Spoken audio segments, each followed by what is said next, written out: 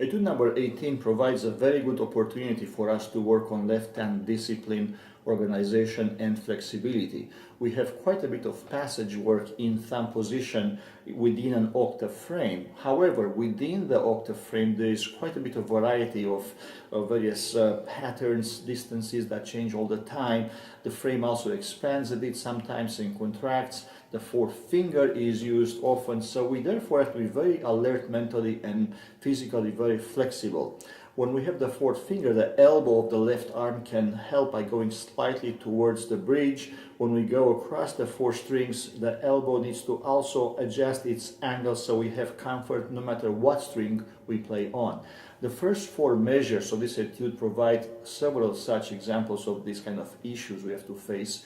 And it is important to note in bar number 3 how we have an option of going to the high F sharp with the whole hand, or we can keep the foundation fixed with the thumb, expand the hand and contract. I much prefer this second option for security reasons.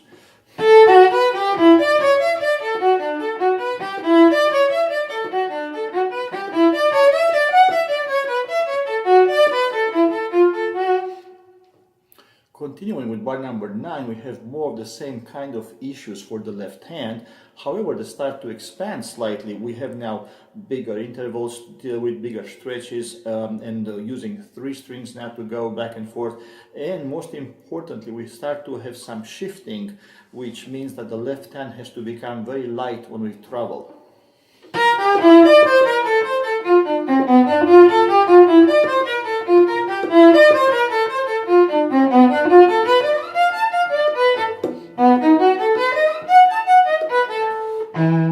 Where I just stopped now, bar 14, we are going to start a series of very long arpeggio-like passages which go way beyond the end of the fingerboard. What can help here is that the left hand, as it gets to a new position every time, has a pre-arranged set of intervals as opposed to us thinking note by note. The bow can also help by going slightly closer to the bridge so we avoid squeaking.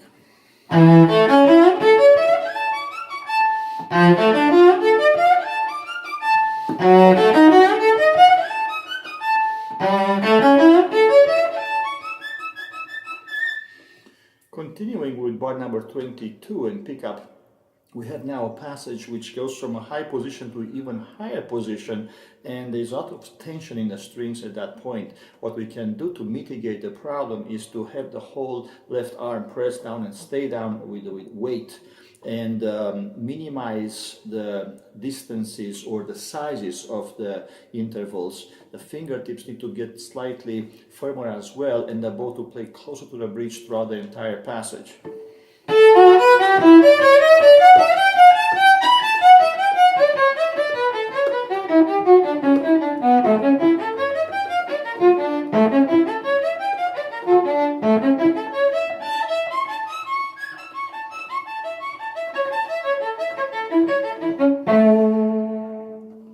Continuing with bar number 43 and 44, those two bars are just an example of what happens for the previous few bars, but I had to take those bars as an example of how the left hand needs to be pretty athletic because it has a lot of articulation to do to replace the same pitch with a different finger many times.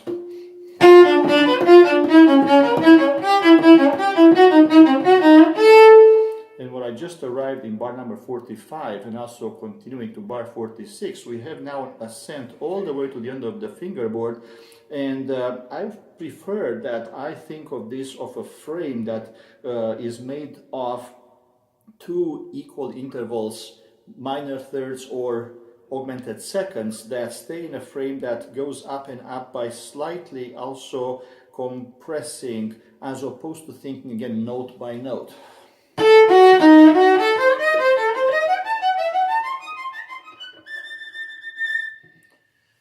The next new material begins in bar 56 and goes to the end of bar 69.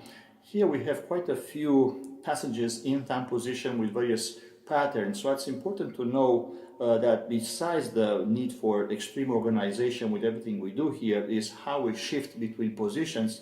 I'm going to stop a couple of times to discuss the method.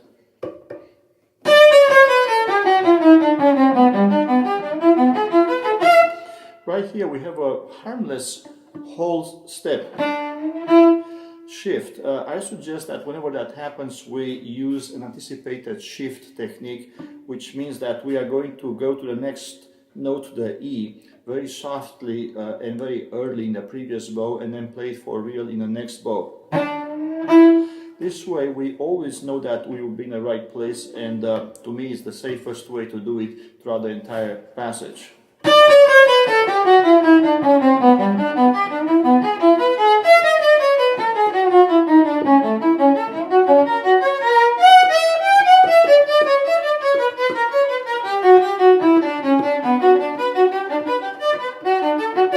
Right here, another example of a shift which needs to be anticipated, but we also need to add arrival of a predetermined interval. Every time you go to a new position, arrange the thumb and two into a predetermined major third or minor third, whatever the case may be.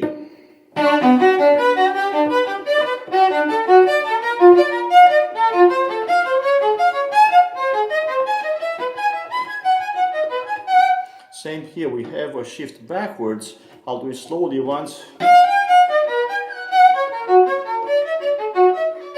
As you see, I need to hear the arriving note in a previous bow, so as we get to the next note, we already heard it slightly before we play it for real.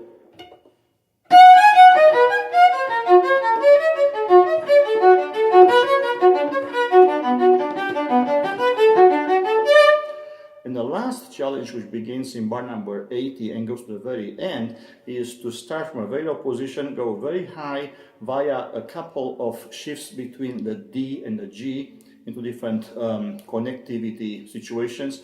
And in each case, I once again emphasize, I think it's important to go through an anticipated kind of shift for most safety. The most of safety comes from hitting the next note slightly before we play it for real in the next bow. Also, as I go to the highest positions, you will see once again there's a need for extra firmness in the fingertips and the bow to go right closer to the bridge so we can get the most clarity sound-wise.